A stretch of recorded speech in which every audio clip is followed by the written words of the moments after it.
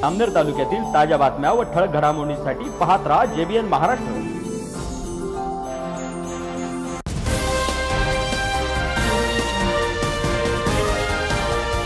आजची पत्रकार परिषद बोलवण्याच्या मागचं कारण काय? आजची पत्रकार परिषद बोलवण्याच्या मागचं कारण असं आहे की तालुक्यात माझ्या 2 ठिकाणी सभा झाल्या, शेंदुर्णी आणि पौरमध्ये। त्याच्यानंतर कार्यकर्त्यांचा अत्यंत उत्साह वाढला आणि त्यांनी सांगितलं की भाऊ तुमची सभा जामनेरमध्ये ठेवा। जामनेरमध्ये माझी सभा ठेवली होती, परंतु पवार साहेबांचं हेलिकॉप्टर जायला वेळ होत होता, म्हणून मला जामनेरच्या सभेत पवार साहेबांच्या अगोदर बोलता आलं नाही।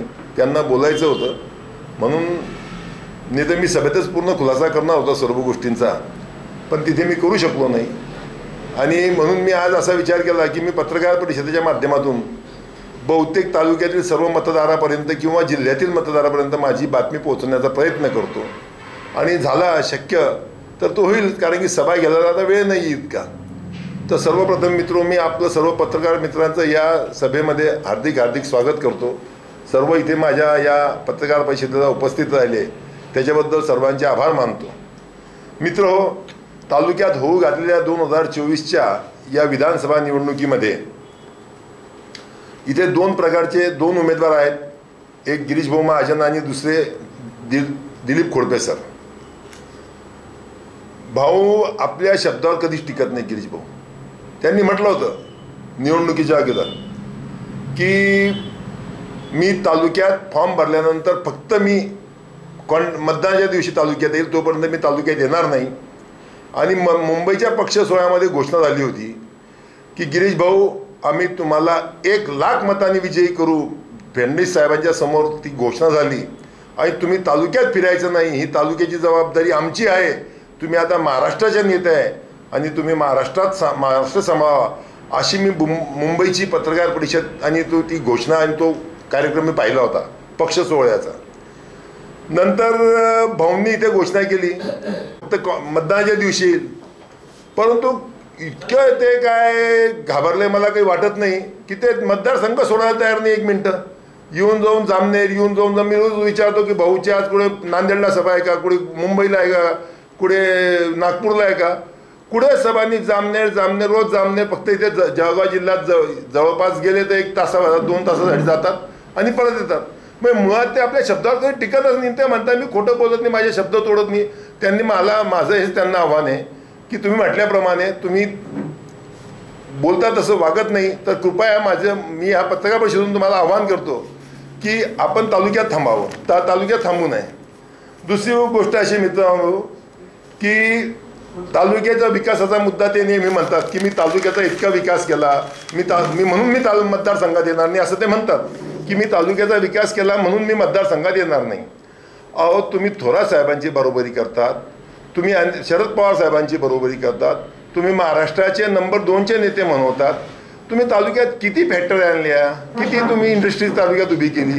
त्यांच्याकडे थोरात साहेबांकडे पवार साहेबांकडे 50-50 हजार लोक, 60-60 हजार लोक, 1-1 लाख लोक नोकऱ्यावर आहेत त्यांच्या इंडस्ट्रीमध्ये स्वतःच्या त्यांनी उभे केलेल्या सहकारी कारखान्यामध्ये।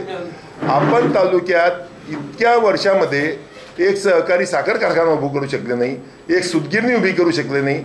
तुम्ही सांगत होते की मी टेक्सटाईल पार्क आणतो, काय पुरवण्या, काय जलवा, काय सलवा, काय मिरवणूक, काय ढोल, काय ताशे, काय पुरवण्या भरून विकासाचे महापुरुष, विकासाचे महामेरू म्हणून काय मी ते पुरवण्यामध्ये वाचलं। टेक्सटाईल पार्कची जामनेरमध्ये निर्मिती होणार आणि हजारो लोकांना नोकऱ्या मिळणार। त्या टेक्सटाईल पार्कची घोषणा झाली हे बरोबर आहे, पण त्याच्या अगोदर तिथे ज्या जमिनी घेतल्या गेल्या, यांना माहीत होतं ते आपल्याला टेक्सटाईल पार्क करायचं आहे, तिथे MIDC करायची आहे। सर्व जमिनी त्यांच्या जवळच्या लोकांनी अगोदर गरीब शेतकऱ्याकडून विकत घेतल्या आणि नंतर तिथे टेक्सटाईल पार्कची MIDCची घोषणा झाली। एखादी कारखाना MIDCचा आला नाही, एखादी टेक्सटाईल पार्क MIDCचा आला नाही। मग असं असताना तुम्ही काय विकास म्हणजे काय आहे? परत ते विकासाचं अजून दुसरं एक विजन आहे की मी गेल्या 15 वर्षापासून पाहतोय की दर 5 वर्ष झाली की वाघुडच्या लिफ्ट इरिगेशनचं ते उद्घाटन करतात। ते पूर्ण असा हा पट्टा इथून असा जाईल मोयगाव मार्गे, असं पूर्ण हे क्षेत्र मी हरित क्रांती करणार आहे आणि हे पाणी पाचोरा तालुक्यात पोहोचवणार आहे, पाचोरा तालुका सुफलाम करणार आहे आणि येत्या 5 वर्षात आपलं ते काम पूर्ण होणार आहे। पुढच्या 5 वर्षात परत त्याचं त्यांनी हे केलं, उद्घाटन केलं. परत 5 वर्षांनी पुरवणी आली की आता ते लिफ्टचं काम चालू झालं आहे आणि ते आता 500, ते आपलं बजेट असं आहे, मी ते बजेटमध्ये 1500 कोटी टाकून घेतले, 2000 कोटी टाकून घेतले, 2500 कोटी टाकून. काय वल्गना, काय घोषणा, काय अतिशोक्ती होते, कोणत्या कार्यक्रमाची किती अतिशोक्ती करावी, हे प्रत्येकाचा ज्याचा प्रश्न असतो. जनतेचा फसवणूक किती करायची. ते लिफ्टचा विषय त्यांचा सुटला. मग त्यांनी आणला की मी आता टेक्स्टाईल पार्क उभी करतो. टेक्स्टाईल पार्क ते करू शकले नाही. मग टेक्स्टाईल पार्क करू शकले नाही. तू जामनेरमध्ये तुम्ही आरोग्यमंत्री होतात, तुम्ही मंत्री होतात आरोग्यमंत्री, तुम्ही एक चांगलं हॉस्पिटल जामनेरमध्ये करू शकले नाही. जामनेर पंचक्रोशीत पौडच्या हॉस्पिटलची काय दशा आहे, शेंदुर्णीमध्ये काय आहे, फत्तेपूरमध्ये काय, जामनेरचं सिव्हिल हॉस्पिटल कसं आहे, तिथे एक सिटी स्कॅनचं मशीन नाही, तिथे एक MRIचं मशीन नाही. तुम्ही तालुक्याच्या ठिकाणी, अरे ते थोराताकडे त्यांच्याकडे त्यांच्या गावात मोठमोठे हॉस्पिटल आहे जिथे 1000 2,000 लोक सुधारतात. ते तुम्ही तालुक्यात एक आरोग्यमंत्री असताना तुम्ही तालुक्यात एक हॉस्पिटल आणू शकले नाही. एक चांगल्या पद्धतीचं तुम्ही शिक्षण मंत्री पण होता, तेव्हा पण तुम्ही शिक्षण मंत्री काहीतरी त्यांच्याकडे एक प्रभाग होता शिक्षण मंत्र्याचा, उच्च तंत्र शिक्षण काहीतरी होता प्रभाग त्यांच्याकडे. तिथे पण तुम्ही एखादी शाळा, कॉलेज, एखादी कॉलेज की तिथे माझ्या जवळच्या शेतकऱ्यांचे 1500 मुलं शिकतील, ते शिकतील ते पण यांना काय मुलं शिकवण्यामध्ये इंटरेस्ट नाही आहे यांना. मुलं, कारण की मुलं जर शिकले तर ते अशा सतरंज्या पट्ट्या उचलणार नाही, पाट्या लावणार नाही, बोर्ड लावणार नाही, शिकले तर हुशार होतील. यांना हुशार ठेवायचंच नाही तालुक्याला, यांना तालुक्याला डब्बू ठेवायचं आहे. या मुलांनी नाचावं, कुदावं, गावं हेच त्यांना आवडतं, दुसरं नाचावं हेच त्यांना आवडतं, दुसरं त्यांना शिकवायचं नाही मुलांना. म्हणून एक चांगला शाळासुद्धा हे काढू शकलेली. किती दुर्दैव आहे या तालुक्याचं. 30 वर्ष हा काही छोटा पिरियड नाही मित्रांनो, लक्षात घ्या. 30 वर्षाच्या पिरियडमध्ये तुम्ही एक कॉलेज, एक शाळा, एक हॉस्पिटल, अरे इथे तुम्ही मुंबईला इथून पेशंट घेऊन जाता. तुम्ही इतके मंत्री होता, तुमच्याकडे इतकी अब्जोधीश रुपयाची प्रॉपर्टी आहे आणि तुमचं सरकारमध्ये एवढं वजन आहे. एक चांगलं हॉस्पिटल, सुंदर हॉस्पिटल तुम्ही जामनेरमध्ये 30 वर्षात करू शकले असते ना. 30 वर्षात तुम्ही एक हॉस्पिटल करायचं नाही, 30 वर्षात तुम्ही एक शाळा बांधू शकले नाही, 30 वर्षात तुम्ही तालुक्यात काय विकास काय केला. आणि विकासाच्या नावाने म्हणतात की मला लोक 1 लाख मतांनी निवडून देतील. असं काय झालं आहे सर. आता तिथे काही लोकांनी तिच्यात पक्षप्रवेश केला विकासाच्या नावाखाली.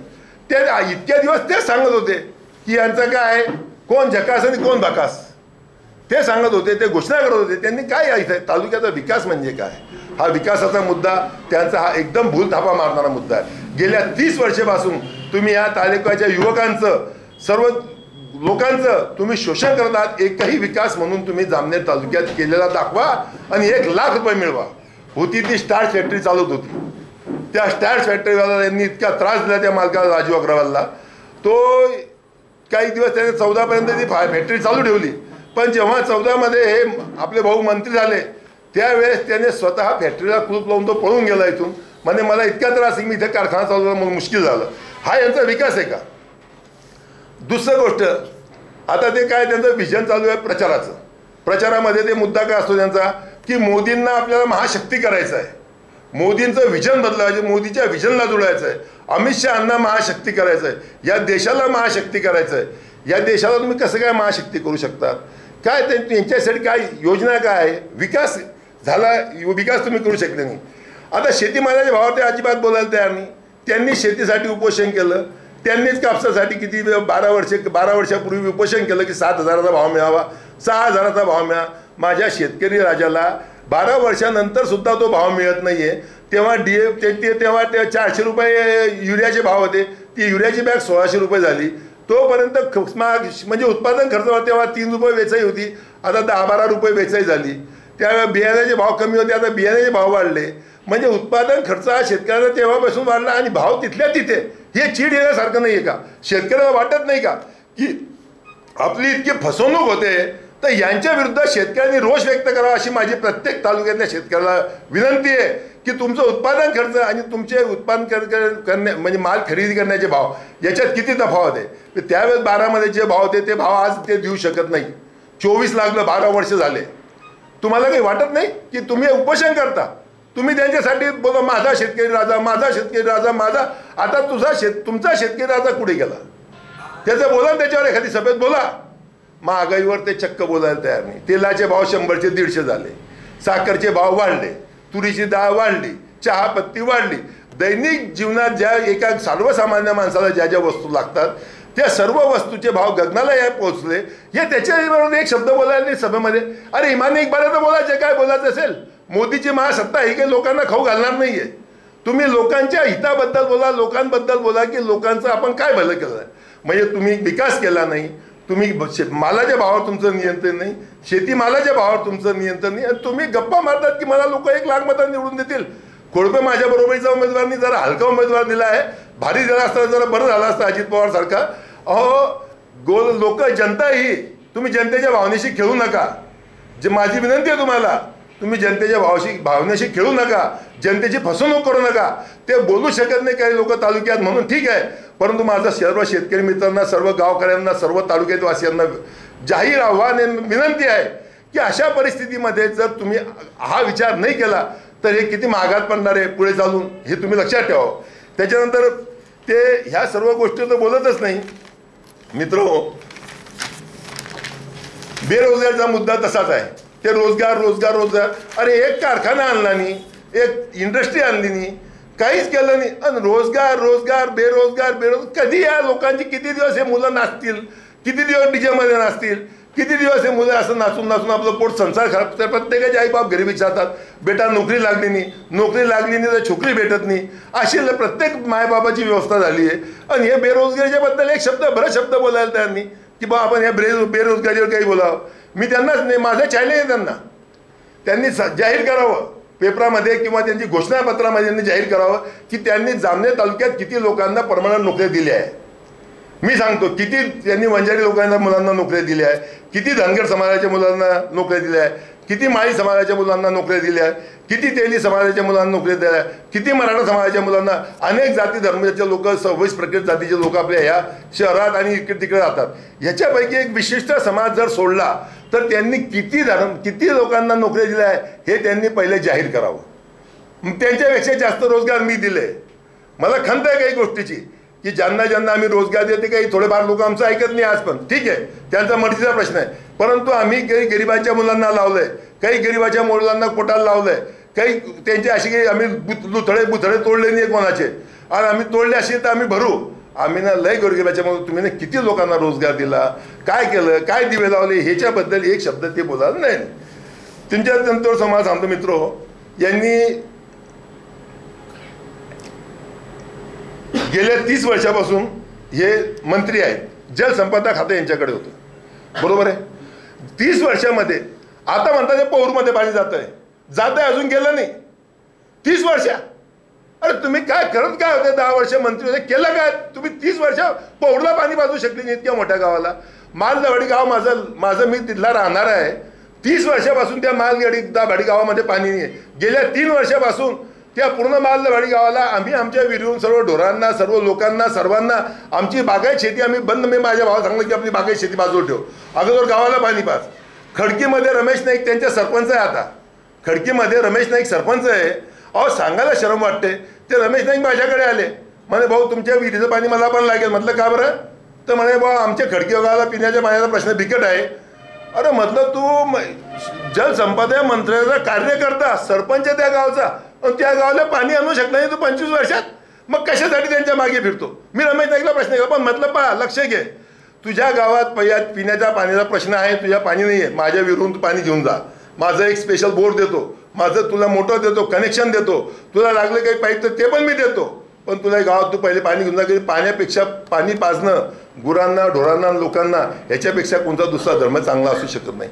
मग तुम्ही जर तीच इतकं मंत्री, इतका विकास, आम्ही तालुक्यात फिरणार नाही, मी गावात जाणार नाही, माझी कार्यकर्त्यांची फळी आहे. अरे कार्यकर्ते म्हणजे जनता नाही आहे. जनता हा वेगळा प्रश्न आहे, कार्यकर्ता हा वेगळा प्रश्न आहे. जनतेच्या भावनेशी तुम्ही खेळताय. त्यांच्या घरी तुम्ही पाणी देत नाही 30 वर्ष. 30 वर्षापर्यंत तुम्ही योजना तालुक्यात पोहोचवू शकले नाही. मग कशासाठी असे तुम्ही काय विकास काय? 30 वर्ष लोकांना किती लंबा पिरियड होतो. त्यांना जर ते म्हणतात की मी कोणावर अन्याय केला नाही, मी नीच राजकारण केलं नाही, मी खालच्या तळाचं राजकारण करत नाही, असं त्यांचं म्हणणं आहे. ते एकदम शुद्ध चारित्र्यवान राजकारण करतात. ते असं खाली जाऊन पुढेच राजकारण करत नाही. त्यांचं राजकारण करण्याची पद्धत एकदम शुद्ध आणि शुद्ध आहे.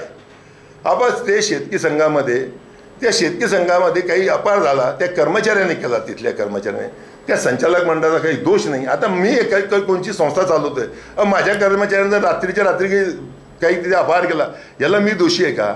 सत्यता जाणून घ्या ना. बरं, सत्यता जाणली, ते झालं, सर्व झालं. 9 डायरेक्टर त्यांचे होते भाजपचे, आणि बाकीचे डायरेक्टर बाबूजींचे होते. ते भगवान हरी पाटील कासलीचे वयस्कर माणूस, भगवान पुंडलिक वयस्कर माणूस, नाना राजमल, प्रताप भीमराव, देलसिंग नाईक, असे लोक सर्व होते तिच्या डायरेक्टर. त्या फक्त तेवढ्या डायरेक्टरना पकडून जेलमध्ये ठेवलं 2-3 दिवस. स्वतःचे डायरेक्टर बाहेर फिरत होते, कारण की प्रशासन त्यांच्या ताब्यात होतं. त्या लोकांना भाग पाडलं. ते 9-5 लोक तिथे बसवून ठेवले जेलमध्ये 3 दिवस. त्यांना म्हणे भाजपमध्ये प्रवेश करा, नाही ते इथे सळावं लागेल. हे राजकारण तुम्ही कोणत्या पद्धतीचं राजकारण आहे? काय राजकारण करताय? तुम्हाला त्याच्यानंतर पुढे जाऊन सांगतो. माझ्यावर पोस्कोचा त्यांनी गुन्हा दाखल केला, मला मान्य आहे. मी जर पाप केला असेल पोस्को सारखा, तर तो गुन्हा माझ्यावर नक्की दाखल झाला पाहिजे, हे मला मान्य, मी जर केलं असेल तर. पण मी ते केलं नाही. माझ्यावर, बरं तुझी माझी लढाई, माझ्यावर गुन्हा दाखल कर. माझ्या पोलाचं नाव टाकलं तिच्यात, आमच्या सुनबाईचं नाव तिच्यात टाकलं. इतकं नीच, हिच्यापेक्षा काय नीच असू शकतं? एक पोस्कोचा गुन्हा तुम्ही अशा पद्धतीने दाखल करा चांगल्या लोकांवरती, आणि लोकांना काय सांगता अजून, अब देखो कैसा आता मेरे दरवाजे पे भड़वा, यहाँ से नाक घसरते आएगा, मेरे जूते तक आएगा, बोले नाक घसरते मेरे पास, जब उसकी मजा देख, बोले उसकी कैसी गान, मुझको कैसे सुनाता करके मैं. भाई हे पद्धत, गुन्हा दाखल करून माझ्या दारात येईल, माझ्या नाक रखते, अरे मरना पसंद करतो, मर जाऊंगा, कट जाऊंगा, अभी तक तो तेरा दरवाजा देखा नहीं है, आगे मैं नहीं देखूंगा. लेकिन तू अगर इस पद्धत से राजकारण करेगा और बोलता की मी कोणत्या पद्धतीने नीचकारण राजकारण केलं? घोटाळे, सर्वात जास्त घोटाळे कोणी केले? त्यांनी. मी तुम्हाला सांगतो, नीच राजकारणामध्ये आता त्या पवन राखाची बाई आमच्या एका संस्थेमध्ये पवन राखा डायरेक्टर आहे. त्या संस्थेत तो पवन राखा त्यांच्या बाजून रजिस्टरवर सही करत नव्हता. महावीर जयंतीच्या दिवशी संध्याकाळी 5 वाजता 6 वाजता तिला पोलीस लोक उचलून घेऊन गेले घरून. त्याला तिथे पोलीस स्टेशनला त्या बाईला बसवून ठेवलं. आमच्या संघाचे लोक, महावीर जयंतीचा दिवस होता म्हणून आमचे तिथे 400-500 बाया गेले, सर्व लोक गेले समाजाचे. शेख साहब काय म्हणतो, पारस शेठ, सत्ता के आगे शांतना चलता नहीं, तुम भाऊ के पास जाओ, भाऊ घर को है, उनको मिल लो. त्या पवन राखाला सांगितलं, तू भाऊकडे जा, भाऊला भेटून घे, तुझ्या बायकोला 1 मिनिटात सोडतो. पवन राखाने सांगितलं, मी पण जाणार नाही, मी भेटणार नाही. मग आमच्या संघाचे काही पदाधिकारी, ज्येष्ठ लोक, ईश्वर शेठ कोठारी, तेव्हा आमचे सुरेशचंद मोतीलाल ललवानी जिवंत होते ते, आणि अजून ज्येष्ठ लोक आमच्या संघाचे त्यांच्या घरी गेले आणि त्यांना सांगितलं की बाबा भाऊ जाऊ द्या, ते पवन राखाचे आज महावीर क्या सवेरे तक छुटेगा नहीं, उसको मैं सड़ा दूंगा जेल में. काय त्या बाईने काय गुन्हा केला होता? काहीच गुन्हा नव्हता. त्या बाईने सुरेशदास पत्र संस्थेतून कर्ज घेतलं होतं, ते तिच्या नावावर तिच्या माणसाने घेतलं होतं. ते कर्ज पूर्ण भरून टाकलेलं होतं. त्या नीलचा दाखला होता, त्याला कोणत्याही पद्धतीने अटकू शकत नव्हते. पण जो सत्तेचा माज असतो आणि ते अधिकारी वर्ग, ते DDRला खोटं सांगायचं, टाक कुणाली, त्या DDRला दादागिरी करून धमकवून, जो रजिस्ट्रार होता आपला, काय त्याला ते पतसंस्थेत जो आ राहतो ऑडिटर, त्या ऑडिटरला सांगितलं त्यांच्या विरुद्ध गुन्हा दाखल कर. आणि त्या बाईला त्याने महावीर जयंतीच्या दिवशी जेल. नीच राजकारण नाही तर कोणचं राजकारण आहे? शंकर पैलवान आमचा, तो पोल पडला, त्याने सांगितलं बा हा पोल पडला, 2 दिवसा पहिले पोल बसवला आणि 2 दिवसात पडला, तर हा विकास आहे का? हलक्या क्वालिटीचे पोल आणले तुम्ही बसवले, ते पडले, नुसते हवेला पोल पडतो खालती, हा बोलला लगेच त्याच्यावर गुन्हा दाखल झाला. म्हणजे तुम्ही जे म्हणताय की बा हे याच्यावर करत नाही, त्याच्यावर करत नाही. अनिल बोरा, तुम्हाला ताजं प्रकरण माहिती आहे अनिल बोराचं त्याच्या शाळेत तो ग्राउंड तयार करत होता JCBच्या साह्याने. त्याने परवानगी घेतलेली होती, त्याच्या कंपाऊंडमध्ये ग्राउंड तयार करत होता. त्याच्यावर बोगस रॉयल्टीचा गुन्हा दाखल केला तहसीलदारांना सांगून. तहसीलदार म्हणत होते की मला एक गोष्ट पटत नाही आहे, पण नाही लाजे आम्ही आता, आम्हाला तुम्हाला तिथे जावं लागेल. म्हणून तो अनिल बोरा त्याच्या मुलाला, त्याला अनिल बोरावर गुन्हा दाखल झाला, त्याला जेलमध्ये टाकला, पण मान्य करतो. त्याच्या मुलालाही जेलमध्ये टाकलं आणि त्या पियाला म्हणता की त्याला अंडरपॅडवर बसव रात्रभर. हे तुमची नीती आहे? हे राजकारण म्हणजे तत्वाचं आहे का नीच आहे? हे लोकांनी ठरवावं आहे. मी जामनेच्या लोकांना आव्हान करतोय, हे जर तुम्हाला सर्व वाटत असेल ते ठरवा. एकदा मतदान करताना विचार करा, ह्या सर्व गोष्टींचा विचार करा. सुरेश दाढीवाल, त्यांच्यावर खोटा गुन्हा दाखल केला. त्यांना पोलीस स्टेशनला शेख घेऊन गेला. शेख त्यांना म्हणतो तुमको सत्ता के आगे कुछ करते नहीं आएगा. हा त्यांना म्हणतो उसको अंडरपॅन्ट बैठा, कपडे काढ, त्याचे कपडे काढायला लावले, त्याला अंडरपॅन्टवर बसवलं. हे कोणतं राजकारण आहे? अरे ज्याच्या बापानं आपल्याला सपोर्ट करून सरपंच केलं, अरे ते बाकडा कंपनी यासाठी झटली. तो ईश्वर बाबूजी जैनचा आम्ही आमच्या काकाचा गेम केला. आमच्या काकाकडनं मी 1 लाखाला 10 लाख जिंकलो शर्यत. त्याचा माणसाला आम्ही गेम केला, तुला निवडून आणलं ह्याच्यासाठी. की सुरेश धडल्याला अंडरग्राऊंडमध्ये बसवायसाठी? हे नीच राजकारण ह्याच्यापेक्षा काय राजकारण नीच असू शकतं? हा अजून नीच म्हणजे करत नाही म्हणजे ह्याच्यापेक्षा अजून काही नीच करू शकता का ते? ह्या सर्व गोष्टीचा तुम्हाला अजून एक किस्सा सांगतो. ते धर्मेंद्र बुरट कापसाचे जिनिंगचे व्यापारी, खूप मोठा व्यापारी जामनेरमधला. त्यांनी नाव कमवलं, धर्मेंद्र शेठ, ललित शेठ नाव कमवलं. त्यांची जीन चालते विजया फायबर म्हणून. तिथे त्यांच्या जीनमध्ये आता त्यांच्या कोणत्या जवळच्या माणसाने तिथे गुटख्याची गाडी काटा करायला घेऊन गेला असेल, काही करायला घेऊन गेला असेल. त्यांना हे सर्व माहीत होतं. त्यांनी त्या धर्मेंद्र बुरटचा त्या गुटख्याशी अर्थार्थी संबंध नाही. तो करोडपती माणूस, तो रोज दरवर्षी 2, 4, 5 करोड रुपये कमवणारा पोरगा, लहानपणात धुनियारबाज झाला, फकीरचा लकीर झाला. म्हणजे एकदम त्याची परिस्थिती अगोदर काय होती? धर्मेंद्र बुरटच्या मालमत्तेत त्याच्याकडे 10-20 पण नव्हते. तो आज 50 करोडचा 100 करोडचा मालक झाला. तो कशा तो गुटख्याचा धंदा करून तुम्हाला कळत नव्हतं का? पण मुद्दा म्हणून त्याचं नाव ते कसं अटकवायचं ते अटकवलं. मग परत त्याला बोलवलं. ठीक है, तूने नहीं किया क्या? तेरा भाई सुनता नहीं स्कूल में, वो डायरेक्टर 12 साल रन के पीछे. फिर अभी ऐसा करेंगे अपन 169 बोलता हूँ मैं, तेरा नाम कम करने को लगाता हूँ. 169 मध्ये पियायला सांगून त्यांनी त्यांचं नाव कमी करायला लावलं धर्मेंद्र. हे कोणचं नीच राजकारण? तर कोणचं राजकारण आहे काय ह्याच्यात? अजून ह्याच्यापेक्षा नीचची तुम्ही काय पात्र तुमची मला एकदा समजून सांगा की बघ ते काय काय करू शकतात. आता तुम्हाला मी सांगतो, जामनेर तालुका एज्युकेशन सोसायटीमुळे जामनेर शहराला शिक्षणाची पंढरी असं नाव लौकिक मिळालं होतं. जामनेरमध्ये बऱ्हाणपूर, रावेर, यावल, पाचोरा, भडगाव, मलकापूरपासून मुलं जामनेरला शिकायला होतं. 11वी सायन्स, 12वी सायन्स की लोकांना वाटत होतं की इथलं एज्युकेशन क्वालिटी एज्युकेशन आहे, एज्युकेशन इथलं चांगलं आहे, हे लोकांना वाटत होतं. म्हणून त्या संस्थेने नाव लौकिक मिळवून दिलं की शिक्षणाची पंढरी म्हणून जामनेरची न्यू इंग्लिश स्कूल आहे.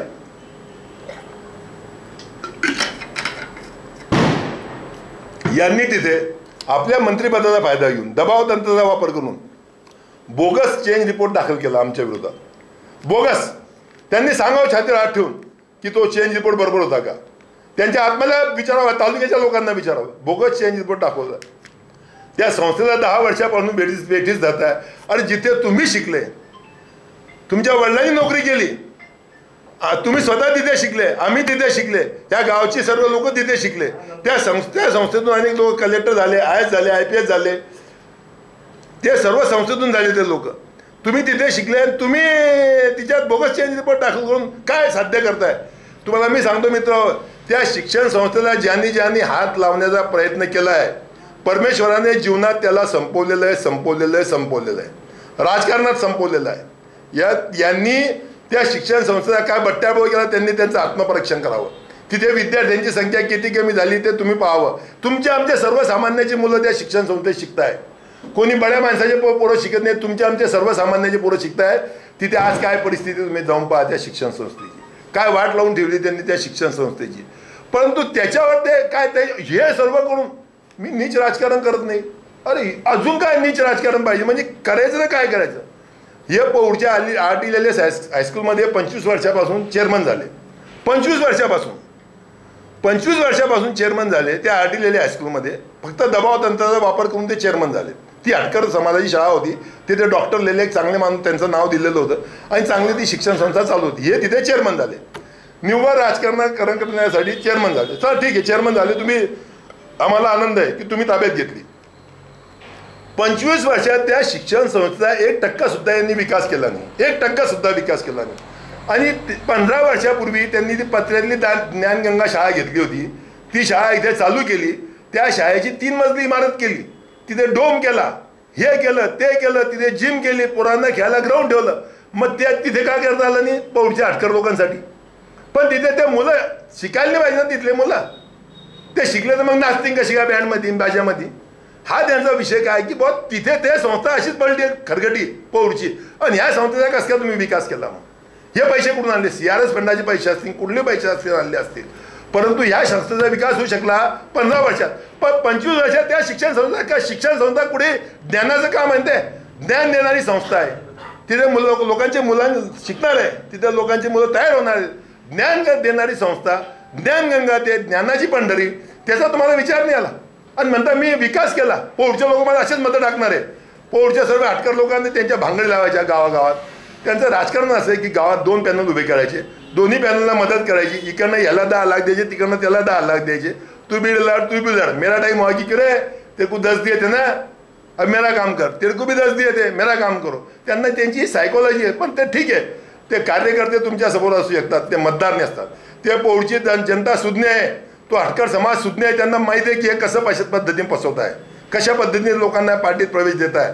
तर त्याच्यामुळे माझं विनंती आहे प्रत्येकाला की मी जर हे खोटं बोलत असेल तर कोणीही त्याच्यावर इम्प्लिमेंट करू नये. त्यांनी माझं हे मानणं आहे त्यांना, मी जर खोटं बोलत असेल त्याचा विचार करावा. पण जर मी सत्य बोलत असेल तर माझं त्या जनतेला आव्हान आहे, पोटच्या जनतेला त्यांनी याचा विचार करावा की हे काय चालू आहे. की ज्ञानगंगा शाळा 15 वर्षात बनू शकते आणि आरटीलेल्या शाळा 25 वर्षात बनू शकत नाही. तिथे उखडले पडलेले असतात सर्व बाहेर. मित्र, त्याचप्रमाणे तुम्हाला सांगतो की आता हे भ्रष्टाचाराच्या मुद्द्यावर बोलतात की प्रत्येक वेळेस की मी भ्रष्टाचारी नाही आहे. पहिली गोष्ट, तुम्ही एक सर्वसामान्य शिक्षणाचे मुलं हे तुम्ही कबूल करत होते की मी सर्वसामान्य शिक्षकाचा मुलगा आहे. मग तुमच्याकडे इतकी हजारो कोटीची संपत्ती कशी काय आली? एक गाडी 2 कोटीची, 2.5 कोटीची, तुमच्या जो 400-500 एकर जमीन, हे सर्व वेगवेगळ्या नावावर कार्यकर्त्यांच्या नावावर जमिनी घेतल्या. मग हे कुठून आल्या? तुम्ही सर्वसामान्य भ्रष्टाचार केला ना, मग इतकं होऊ शकतं का असं 20 वर्षात? का इतकं माणूस एवढा अब्जोधीश होऊ शकतो? हे कसं काय झाले तुम्ही? याचं उत्तर द्या पहिली गोष्ट आम्हाला. त्याच्यानंतर सांगतो मित्रो, हे म्हणता की BHRचा त्यांनी मुद्दा काढला मागे, की ते BHRमध्ये मी 1 एकर सुद्धा जमीन घेतलेली नाही. जामनेरचं इथलं शेत आहे, दिनकर पाटलाचं शेत होते, दिनकर रामदास पाटील. ते BHR पतसंस्थेने विकत घेतलं होतं.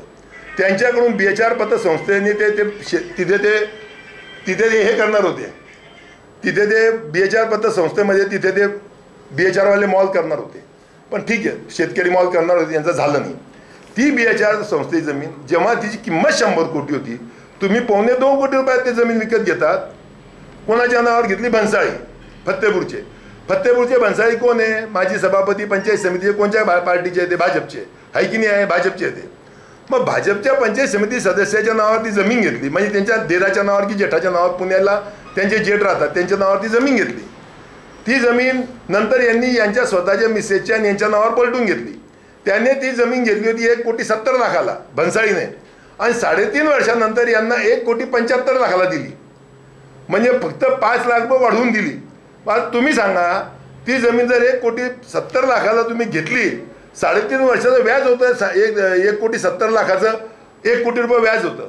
मग त्याला ते जमीन 2,70,000ला पडली आणि यांना ती जमीन त्यांनी 1,75,000ला विकली. किती फसवताय, किती लोकांना धुळपेक करताय, किती त्यांच्या डोक्यात तुम्ही मिरच्या टाकताय. याला स्वतः आत्मपरीक्षण करावं की आपण काय करतोय, आपण कोणत्या मार्गी जातोय. हे काहीच नाही, फक्त मी भ्रष्टाचार करत नाही. हे फुकटाच्या लोकांचे डोळे झाक करायची. लोक बोलू शकत नाही बिचारे, सर्वसामान्य माणसं. सारख्या माणसाने मी विचार केलेला, मला बोलायचं सर्व गोष्टीवर. आणि मी खोटं बसलं असेल, माझ्याकडे हे सर्व प्रूफ आहे, तुम्ही प्रूफ मागू शकता. आता ते म्हणतात जामनेरमध्ये मी डोम केले, ते डोमला विकास मानताय. जामनेरमध्ये 80 ओपन स्पेस आहे. तुम्ही सर्व पत्रकार मित्र जामनेरचेच आहे, मला तुम्हाला सांगायचं आहे. त्या 80च्या 80 डोमचं तुम्ही जाऊन अवलोकन करा. जिथे 2 घरांनी 4 घरांनी तिथे पण डोम तयार झाला 5,000 फुटाचा. प्रत्येक डोमचं टेंडर हे प्रशांत महाजनच्या नाव किंवा त्यांच्या मर्जीतल्या लोकांच्या नावावर आहे.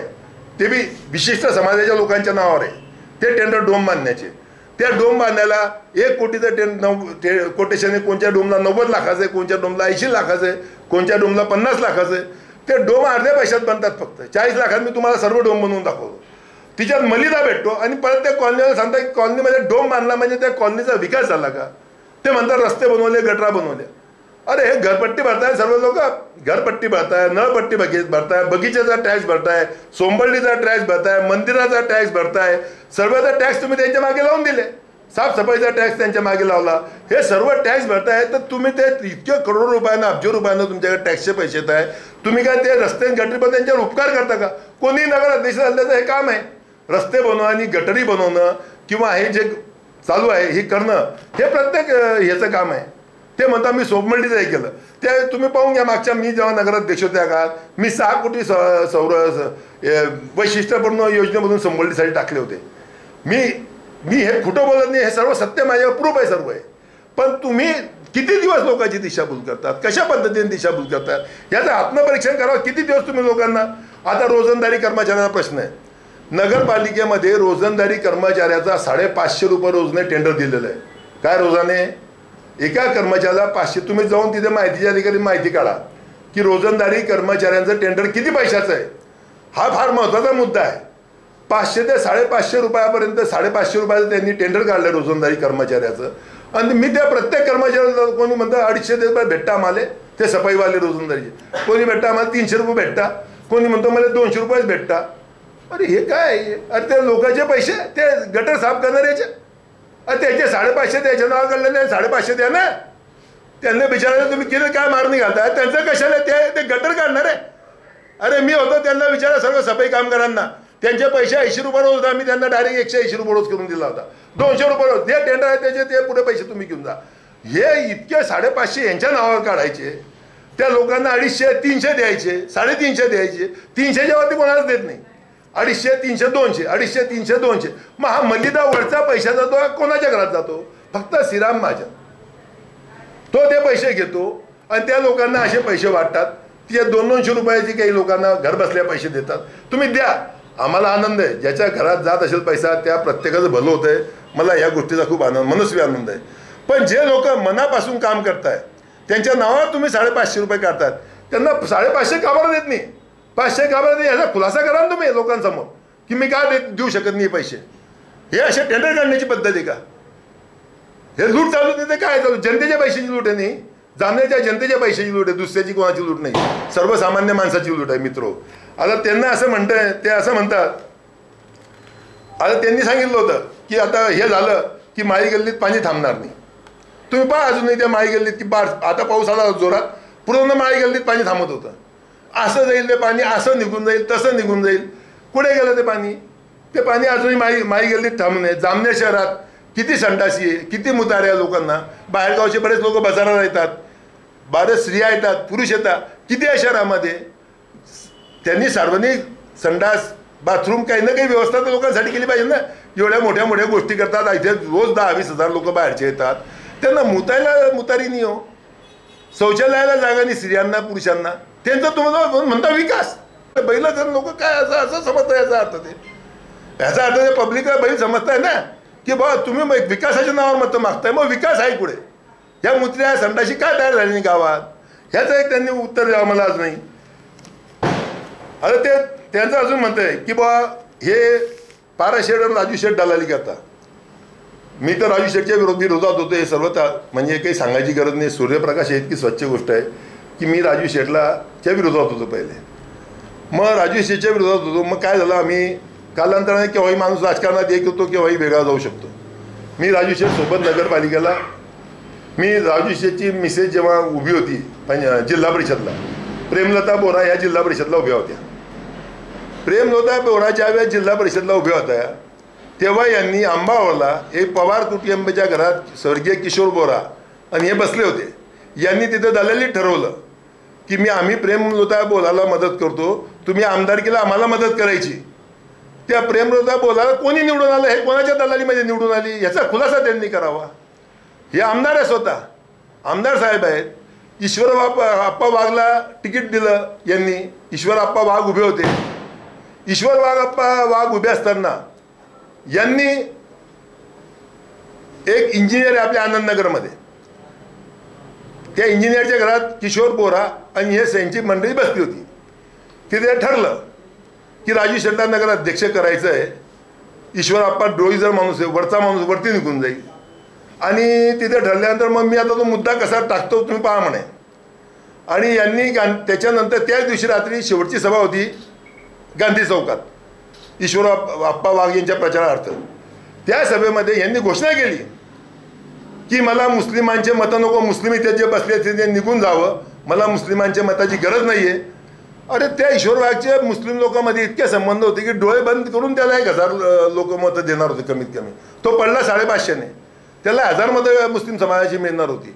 पण त्यावेळेस त्याला कशा पद्धतीने पाडलं, त्याला मुस्लिमांची मतं नको म्हणून तिथून हुसकवलं आणि ईश्वरचा गेम झाला. 550 मतांनी ईश्वर आप्पा पडला. हे दलाली कोणी केली, कोणा केली आहे दलाली? तिसरी दलाली सांगतो यांची काय तर हे यांच्या बोरा परिवाराच्या बाबतीत. राजू बोरांच्या मिसेस नगरपालिकेला वार्ड नंबर 9 मध्ये 9 लाखाच्या बाईच्या विरुद्ध उभ्या होत्या. 9 लाखाची जी महेंद्र तेव्हा लेडीज आरक्षण होतं, लेडीज नगराध्यक्ष खुलं आरक्षण होतं. तर महेंद्र 9 लाखाची बाई वर्सेस राजू बोराची बाई, आम्ही यांच्याकडून BJP कडून महेंद्र 9 लाखांची बाई उभी होती. मग काय झालं, 9 लाखाच्या मनात असं आलं, त्यांनी सहज बोलता, ते काही राजकीय लोक नाही, ते धंद्यावाले लोक, ते बोलता बोलता बोलले की बा जर आपली बॉडी आली तर आमच्या घरच्या बाईला पहिलं नगराध्यक्षपद द्या भाऊ तुम्ही.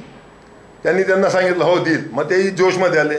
त्यांनी बाई ते अगोदर उभं करत नव्हते बाईंना, मग त्यांनी राजूपुरांच्या मिसेस विरुद्ध ती बाई उभी केली. यांनी यशवंतराव बाजीरावच्या वाड्यात बसून सेटलमेंट करून घेतलं की तू ये मेरी बाई को क्लिअर कर दे, कारण की राजू शेठची शीट डोक्यात आली होती. आता हे दलाल त्यांनी आम्हाला सांगितली, आम्हाला माहीत नव्हतं. मग दलाल हाय कोण नेमका तालुक्यात? आम्ही पारसलोकांनी अशी दलाली कुणी केली असेल दाखवा एखादी दलाली. एक दलाली दाखवा गांधी चौकात फाशी घेईन. हे धंदे दलालीचे माझे नाही आहे. ज्यांचे आहे ते त्यांनी बोलावं त्यांच्या विरुद्ध, माझ्या विरुद्ध त्यांनी बोलू नये की मी दलाल आहे म्हणून. प्रश्न आला 10-20 लाख रुपयामध्ये विकण्याचा. ते बोलले 10-20 लाखात ही विकल्या जातात.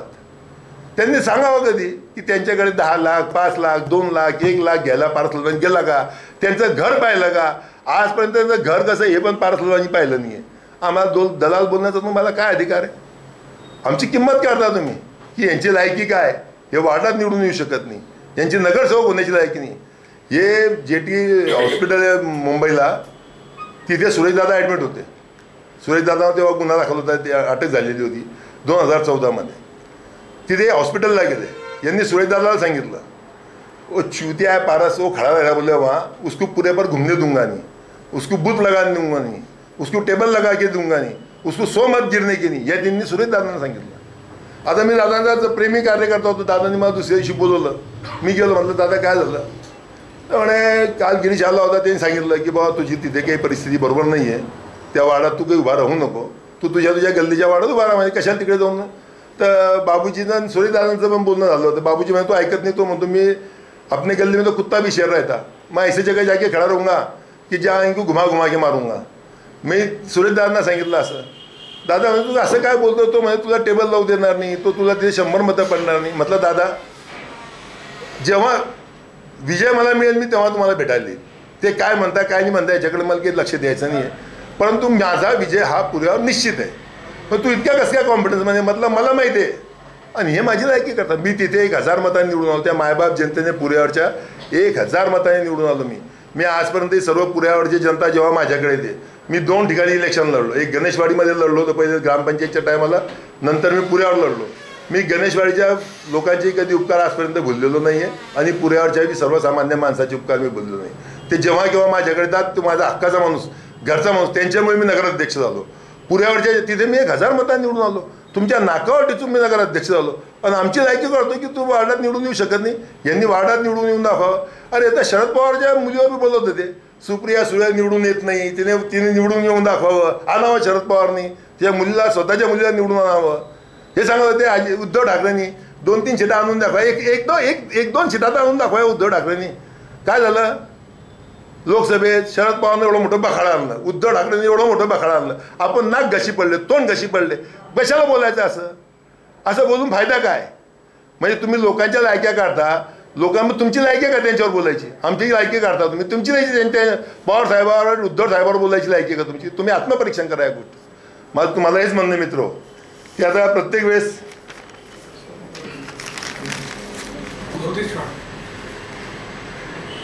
काम केलंय मुस्लिम मोहल्ल्यात, मी विकास केलाय. काय विकास केला मुस्लिम मोहल्ल्यात?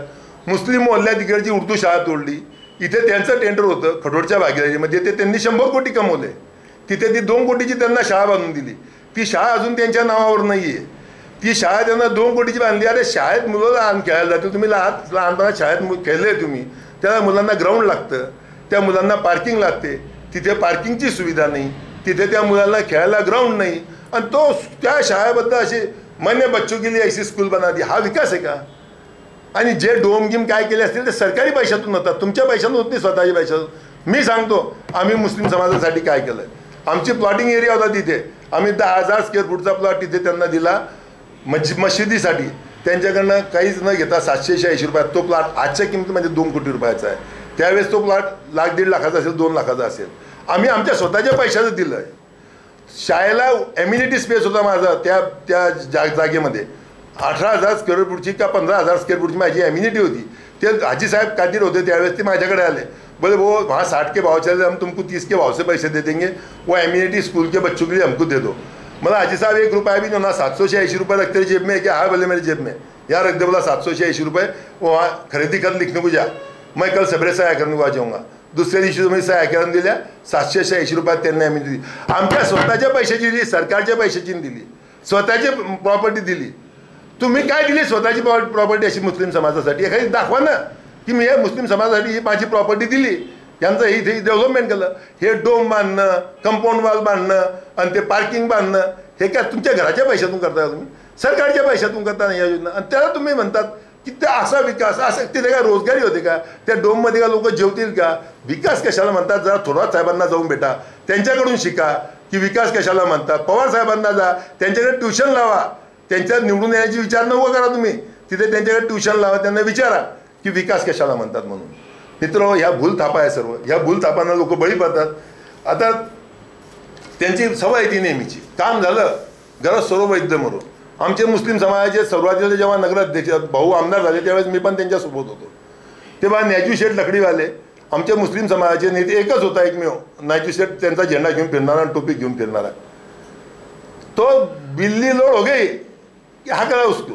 तर नायजू शेठचं थोडंसं काही झालं, लगेच त्या नायजू शेठला असं दुधातून कसं काढून फेकतात तसं काढून फेकून दिलं. तो मुस्ताक शेठ आमचा, त्याच्यावर भुसावळमध्ये गुन्हा दाखल झाला. यांना माहीत होतं की तिथे मुस्ताक शेठ आहे. हा मुस्ताक शेठचे इतके आदर करत होते, सन्मान करत होते. आपण ज्या माणसाचा आदर करतो त्या माणसावर गुन्हा दाखल झाला तेव्हा त्याला तुम्हाला मुस्ताक शेठ आठवला नाही. मुस्ताक शेठला घराच्या बाहेर 4-4 तास उभा असतो, त्याला भेटायला बोलला तुम्हाला वेळ नसतो. आता रोज सकाळ दिवस निघाला की मोहल्ल्यात, संध्याकाळी भी मोहल्ल्यात, चलो मेरे को तुम 3000 वोट तो भी डालो, मेरे को 6000 वोट तो भी डालो. अरे भाई, तुमको इस वक्त के टाइम में मुसलमान के मत नहीं होना था, तुमको किसको मिलने को टाइम नहीं, फुर्सत नहीं. अभी बोलते कि 3000 वोट डालो, 6000 वोट डालो, मैं इतने पैसे भेज दूंगा, मैं 10,000 वोट से पैसे भेज दूंगा, मैं 8,000 रुपये पुलिस से पैसे भेज दूंगा. अरे लोक हे सर्व कंटाळले हो 30 वर्षात. विकास नाही आहे म्हणून ह्या गुलधापा मारू नका. आता त्याच्या परिस्थिती बाबतीत तुम्हाला बोलतो, हे टपरीवरचे आमदार म्हणून फेमस होते जामनेर की भाऊ टपरीवरचे आमदार झाले. इथे अनेक लोकांच्या गरीब, ह्या सदू इंगळेपासून अशा बऱ्याच लोकांच्या इथे टपऱ्या होत्या. अशोक गिवराळे आमचे, ते बिचारे सर्व रोजंदारीने हे पोट भरत होते या टपऱ्यामध्ये. ह्या सर्व टपऱ्या उचलल्या तेव्हा म्हणे मी ते BOT कॉम्प्लेक्स बनवतोय, तिथे टपरीधारकांची यादी तयार करून ठेवली. यांना स्वप्न दाखवले की तुमची यादी तयार आहे, BOT कॉम्प्लेक्स तयार झाली, तुम्हाला टपरीवाल्यांना जागा देऊ आणि बाकीचं आम्ही डेव्हलप करू. एक तरी टपरीवाल्यांनी BOT कॉम्प्लेक्समध्ये जागा दिली का? एकाला तरी दिली का त्यांनी? दाखवावं. आणि ज्यांना दिल्या असतील त्यांना 30 लाख, 40 लाख, 50 लाखाचा रेट घेतला. तुम्ही स्वतः ते कॉम्प्लेक्स बनवलं कठोरच्या भागीदारीत, तिच्यात तुम्ही 200 कोटी कमवले. तुम्ही काय टपरीधारकासाठी 5-50 कोटी रुपये सोडू शकले नसते का? ठीक आहे, चला तिथे नाही सोडले. कन्या शाळेत आता 250 दुकानं बनवली. तिथे त्या दुकानाचा वाद, पहिले त्या टपऱ्या ज्या आहेत त्या टपरी मार्केटला पण स्टे होतो. जो बजरंगपुऱ्यात जो टपरी मार्केट होतं ना त्याला पण आज पण स्टे आहे. तुम्हाला मी सांगतो, जर सरकार आपलं आलं तर तिथे परत टपऱ्या बांधून दाखवीन मी. त्या तिथे नाही टपऱ्या बांधल्या तर मला पारसलवानी नका मानजा. हे तिथे स्टे असताना त्या टपऱ्या त्या गरीब लोकांच्या पाडून टाकल्या. आमच्या पण दुकानात त्या लाईनमध्ये होता, मग आमच्या दुकाना का पर्यंत पाडल्या? स्टे सर्वांना होता, 38 दुकानाला स्टे होता. त्या टपऱ्यावाले गरीब लोक आहेत, स्वतःची ती बँकेची बिल्डिंग पाडली म्हणून तर घाबरून गेले. त्यांनी त्या सर्व टपऱ्या तोडून टाकल्या, काढून घेतल्या बिचाऱ्यांनी. आमचं दुकानाचं काय तीर्प करू शकले ते? पारसलवानीचं दुकान तर कधीपासून टार्गेट होतं? 3 वर्षापासून. 3 वर्षापासून म्हणजे आत्ता पाडतो 4 महिन्यात, आत्ता पाडतो 2 महिन्यात, आत्ता पाडतो 1 वर्षात. खिरापत लागली का? ते बिचारे ते समोरचे शास्त्री मार्केटमधले लोक गरीब होते. मी त्यांना सांगत होतो की तुम्ही एक जण तरी मला वकीलपत्र असं द्या, तुमचं मार्केटकडे पडू दिलं मला माझ्या बापाच्या औलाद नका सांगा. पण आता लोक घाबरतात, सर्वसामान्य माणूस हा घाबरतो अशा दडपशाहीला. ह्या दडपशाहीला घाबरून जर लोक असं करत असतील आणि तरी इतकी दडपशाही असल्या त्यांना मतदान करत असतील तर मला लोकांचं पण कौतुक करावं लागेल. काय त्या टपरी धारकांचे हाल आहे. स्वतःच्या मुलीचं लग्न, त्या ज्या 5 दिवस सर्व टपऱ्या गाड्या बंद, ज्या गाड्या लावल्या त्यांच्या गाड्यावर JCB मारले. ते सरकारी दवाखान्यात गाड्या लावल्या, गुरांच्या दवाखान्यात, तिथे JCBवर जाऊन गाड्या तोडल्या. हा किती गरिबावर अन्याय आहे, किती भाजीपाल्यावर अन्याय आहे, किती बिचारे रोजंदारी फ्रूटवाल्यावर अन्याय. हा अन्याय हा दडपशाहीच्या रूपात नाही का? तुमच्या मुलीचं लग्न 5 दिवस कशाला तुम्ही त्या टपऱ्या बंद करताय आणि त्या गाड्या तोडताय? त्यांचे 1000 रुपये रोज कमावले, त्यांचे 5-5 हजार रुपये गेले. अरे आज तुम्ही त्यांच्याकडे 20-20 हजार रुपये घेऊन जा मतदानासाठी, ते पैसे ठेवून घेणारे पण तुम्हाला मतदान करणार नाही, हे लक्षात घ्या. तुम्ही काय म्हणजे प्रत्येक वेळेस माणसाने विचार केला पाहिजे की आपण कोणावर अन्याय करतोय, कशा पद्धतीने. पण ते त्यांना अजूनही जमत नाही आहे. त्याची गाडी लागते. ते किरण शिंदेने त्या सोड्यावाल्याला डायरेक्ट अशातच दंडादंडाने मारलो. काय कारण त्याला एवढं दडपशाही करण्याचं? पीआय काय धंदा? तो सोडावाला तिथे एक बिचारा गाडी लावून पोट भरतो आपलं रोज. अनेक लोक गाड्या लावून पोट भरतात. तुम्ही पोलिसांमार्फत त्यांना दंड्यात मारायला लावतात. मारून अजून म्हणता भाऊच्या घरी पाठवा, भाऊला भेटायला मागे गेले. हे तिथे असे बसले असतात. काय झालं रे? मारलं ना? अरे चुकीचं काम केलं का हो शिंदे? तुम्ही मारायला नाही पाहिजे नव्हतं. कसं काय मारलं माझ्या कार्यकर्त्याला? तिकडे त्याला म्हणतात की बहुत अच्छा करा महाराज. हे डुप्लिकेट राजकारण कायसाठी? त्या गरिबाच्या भावनेसाठी खेळता तुम्ही. मित्र, हे त्यांनी काम बंद करावं. आता यांचा मी एक महत्त्वाचा मुद्दा आहे, खूप महत्त्वाचा मुद्दा आहे. ईश्वर बाप्पा वाघ, तुम्ही सर्वतीयातल्या त्यांच्या मय्यतमध्ये असाल बहुतेक लोक इथले. ईश्वर वाघ आजच्या मय्यतमध्ये होते ना तुम्ही. यांनी त्या मय्यतमध्ये सांगितलं होतं, ईश्वरमुळे मी नगरसेवक झालो, म्हणजे ग्रामपंचायत मेंबर झालो. ईश्वरमुळे मी सरपंच झालो. ईश्वरच्या पुरा परिवाराची जबाबदारी माझी राहील. हे ते बोलले होते सर्व लोकांसमोर, जामनेरच्या जनतेसमोर, सर्व जनतेसमोर बोलले होते की ईश्वरच्या परिवाराची पुढची पूर्ण जबाबदारी माझी राहील. मित्रो, 1,40,000 रुपये त्याच्याकडे लोन होतं ईश्वर आप्पाकडे. वारला त्यावेळेस त्यांच्या पतसंस्थेचं. त्यांच्या पूर्ण घरानं कॉम्प्लेक्सवर प्रॉपर्टीवर बोजा बसवलेला होता. त्या आमच्या वहिनी, तो पवन बिचारा, तो पवन त्यावेळेस तर आप्पा वारले त्यावेळेस खूप छोटा होता. त्याला आता थोडा मोठा लागला, धंद्याला लागला. फक्त तो दारू पित नाही, काही व्यसन करत नाही. हे त्याची चूक आहे पवनची. कारण की यांना काय पाहिजे तेच पाहिजे. आता यांनी सांगितलं होतं की तो ईश्वरची पूर्ण जबाबदारी माझी. 12-14 वर्ष झाली ईश्वर अप्पाला वारून. आजपर्यंत त्या बाईचा आणि त्या पवनचा, त्याला पवन म्हणतो की मला नॅशनलाइज बँकेतून कर्ज घ्यायचं आहे, मला उतारा नील करून द्या, माझा उतारा नील करून द्या. तो फत्तेपूरचा शिवाप्पा जामीनदार, मी शिवाप्पाला खूप फटकारलं होतं एका दिवशी बोलून. तर तो शिवाप्पा म्हणे, भाऊ म्हणता त्याला एवढी वाटते त्याच्याकडनं पैसे भरून टाका. तो माझ्या कार्यकर्ता असताना हे गायातली चेन विकून पैसे भरले असते. हे गायातली चेन विकून तुमचा कार्यकर्ता, तुम्ही बोलले होते लोकांसमोर की त्याचं जे काय मी ते भरीन. ते आजपर्यंत 45 लाख रुपये त्याच्यावर लोन करून टाकलं 1,40,000. आणि त्याला म्हणताय की ते पैसे भर. मी असे एवढे पैसे सोडू शकत नाही. तुम्ही सोडू शकत नाही पैसे. आणि तुम्हाला तेच सांगतो की माधव चव्हाणकडे त्या महालक्ष्मी पतसंस्थेचे 45 लाख रुपये होते लोन. स्वतःच्या घरच्या बाईला नगर अध्यक्ष करायचं होतं 2017मध्ये. ते माधव चव्हाणचं लोन, माधव चव्हाण इकडून तिकडे गेला. त्याचं लोन 3 मिनिटात 45 लाख रुपये भरलं. वरतून त्याला अजून खर्चाले 15 लाख रुपये दिले. तेव्हा तुमच्याकडे पैसे होते. मग माधव चव्हाणने तुमच्यावर उपकार केले होते का ईश्वर वाघने उपकार केले होते? ह्याचं आत्मपरीक्षण करा. तुम्ही उत्तर द्या जनतेसमोर आहे की माझ्यावर उपकार कोणाचे होते. तुम्ही म्हणता की माझ्यावर उपकार ईश्वर वाघचे होते. मग काय त्याचा नील करून देत नाही त्याला उतारा? काय त्याला परेशान करताय? आता पाहून घेऊ. आताही मला म्हणता, मला एका दिवशी पवन भेटला, काय म्हटलं बेटा काय झालं? नाही, आता इलेक्शन नंतर कधी भेटलं बेटा, अजून पुढच्या इलेक्शन तुला थांबवतो. 15 वर्ष एक सर्वसामान्य माणसाला अडकून ठेवायचं, त्याला वेठीच धरायचं, दाबून ठेवण्याचा प्रकार आहे ना. लोकांना दाबून ठेवायचं. म्हणजे तुम्ही माधव चव्हाणचं नील एका मिनिटात करता, कारण की ताईला नगर अध्यक्ष करायचं आहे. आणि ईश्वरप्पाचं लोन नील करत नाही, त्याला अजूनही अटकून ठरताय. हे बेगडी स्वरूपाचं म्हणजे चीड येण्यासारखं राजकारण आहे. आता त्यांना मी सांगतो, म्हणजे बँकेचे एवढे पैसे माफ करू शकत नाही. बजरंगपुऱ्यात भिका भोळी नावाचा एक माणूस होता. त्याच्याकडे 2 ट्रॅक्टर होते. तुम्ही एवढे हातपाय होते भिका दादा, आमचा दादा होता तो. टोपी गिपी घालवला, पण एकदम सावा बसला होता. हा भिका दादा ते आहे, त्यांना जाऊन विचारून घ्या. त्यांना 2 ट्रॅक्टरसाठी मी सुरेश दादा बँकेतून 1.5 लाख रुपये दिले होते कर्ज. ते कर्ज आमचं 8-10 लाख रुपये झाले त्यांच्याकडे. त्यांचं काही भरायला काहीच नव्हतं, स्वतःचं घर नव्हतं, काही नव्हतं. समाधान वाघ त्यांना माझ्याकडे घेऊन आला. भाऊ म्हणे भिकादादाचं कर्ज आहे, त्याच्याकडे काहीच नाही, तुम्ही काही बी करा, कमी करा. म्हटलं भाऊ त्यांना 1.5 लाख मुद्दल घेतले. 1.5 लाख मुद्दल तर भरायला लाव. नाही म्हणे भाऊ तेवढे बी पैसे नाही, म्हणे मुद्दल 1.5 लाख बी भरायला नाही. अरे म्हटलं यार मुद्दल तर भरणे पडते, 8 लाख रुपये झाले तर 1.5 लाख भर. नाही म्हणे 1.5 लाख बी नाही. म्हटलं किती आहे? म्हणे 80,000 रुपये. म्हटलं हा ना 80,000 रुपये दे. मी त्याचा 8 लाखाचा 80,000 सेटल करू शकतो भिकाभोईचं. तो माधव चव्हाण आपला याचा समाधान वाघचा भाजवई चिंचोलीचा, त्याला विचारा त्याचे किती पैसे माफ केले. समाधान वाघला जाऊन विचारा. समाधान वाघ हा भाजपचा कार्यकर्ता आहे. आज पण भाजपचा होता, तेव्हा पण भाजपचा आहे, पुढे पण तो भाजपचा राहू शकतो. हे काही सांगू शकत नाही आम्ही. परंतु आम्ही अशा लोकांना माफ करू शकतो. पण तुम्ही ईश्वर बाप्पाला, म्हणजे भिका भोईपेक्षा ईश्वर बाप्पा घ्या बिता आहे का? तो ते बाई म्हणते की 1 घ्या. तो आमचा पोरे पाहून म्हणतो की बाबा मग नील करून द्या कर. त्याचं नील यांनी आजपर्यंत केलं. इतके हे कार्यकर्त्यांना छळतात. आणि तरी मला हे दुःख आहे या गोष्टीचं आहे की लोकांच्या ह्या गोष्टी लक्षात काय येत नाही. मित्र हो, हे जर झालं म्हणून आमचे जुने नेते नेहमी तालुका भकास सांगत होते. ते मी प्रत्येक सभेत त्यांचं ऐकत होतो. हे अशा पद्धतीने राजकारण करतात, लोकांवर दबाव तंत्राचं वापरून करतात आणि लोकांना घाबरवतात. आता मला पण 20 तारीख मिळाली आहे शेवटची, की बाबा 20 तारीख पारशीटची, 23 तारीख माझी. मी माझ्या घरच्या लोकांना सांगून ठेवलं आहे, माझ्या बायकोला पण माहिती आहे.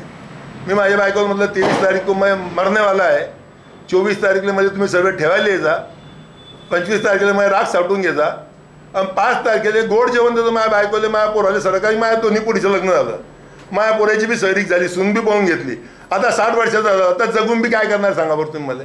अशा पद्धतीमध्ये इतक्या लाचारीमध्ये जगण्यापेक्षा जर मर्डर होऊन मेलो तर शहीद होऊन जाईल कमीत कमी जाणण्यासाठी. की ह्या लाचारीच्या इतक्या लाचारी, इतकी दडपशाही. अरे ह्या हिटलरनं बी असं काम केलं नाही हो, हे हिटलरनं असं गावात काम केलं नाही. इतक्या दडपशाहीचं राजकारण चालू आहे, लोक बोलायला तयार नाही, लोक घाबरतात, सर्वसामान्य माणूस बोलू शकत नाही. मी ना कफन बांधून घेतलंय. मी माझ्या बायकोला सांगितलंय, घराच्या बाहेर गेलो तर आलो तो ती आला, नाही तर खोडपे सराचा, हे ध्यान ठेवतो, सांगून ठेवलंय मी असं घरात. मित्र हे मी माझं म्हणून आत्मात दुखतोय की हां ते आता कोळी समाजांना, टोकरे कोळी समाजांचं ते आता हे देत आहे, सर्वांना प्रमाणपत्र देत आहे. कोळी समाजांना, कोळी समाजाच्या लोकांना बांधवायला ते आता जात प्रमाणपत्र देवत आहे. ही निवड धुळफेक आहे. ते त्यांच्याकडून ते त्यांचं सरकार असताना त्यांना ते देऊ शकले नाही आणि आता जात प्रमाणपत्र ते घरी बोलवून लोकांना देत आहेत आणि सांगतायत हे सर्व अनव्हॅलिड आहे, ते काही व्हॅलिड होऊ शकत नाही. परंतु आता कोळी समाजाचे मतं मिटवायचे म्हणून कोळी लोकांची पण ही दिशाभूल ही तालुक्यात चालू आहे. अशा प्रकारे अनेक लोकांच्या ते दिशाभूल करताय, अनेक लोकांना वेठीस धरताय. माझं त्यांना विनंती आहे की त्यांनी लोकांस वेठीस धरू नये.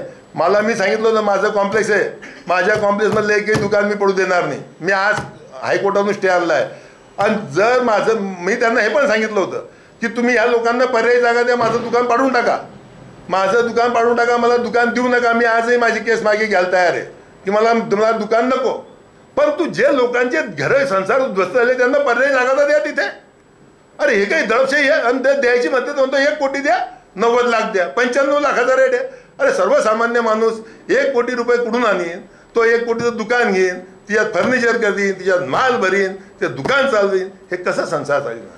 तर म्हणून माझी सर्व जामनेरच्या जनतेला विनंती आहे, मी या पत्रकार परिषदेच्या माध्यमातून सर्व जनतेंना सर्वांना विनंती करतो की ही दडपशाही, ही हुकुमशाही याच्या विरुद्ध आपण विचार करावा. मतदान करताना जाताना मी सांगितलेल्या गोष्टी जर खोट्या असतील तर मुळीच खोडपे सरांना मतदान करू नका. पण मी सांगितलेल्या गोष्टी जर खरी असतील तर तुम्ही मतदान करताना जर आपल्या सतसत विवेक बुद्धीला जागृत होऊन आपण मतदान करावं हीच विनंती करून माझे 2 शब्द सांगतो. तुम्ही सर्व इथे आलात, माझी पत्रकार परिषद म्हणून तुमचे आभार व्यक्त करतो आणि माझी पत्रकार परिषद संपवतो. जय हिंद, जय महाराष्ट्र.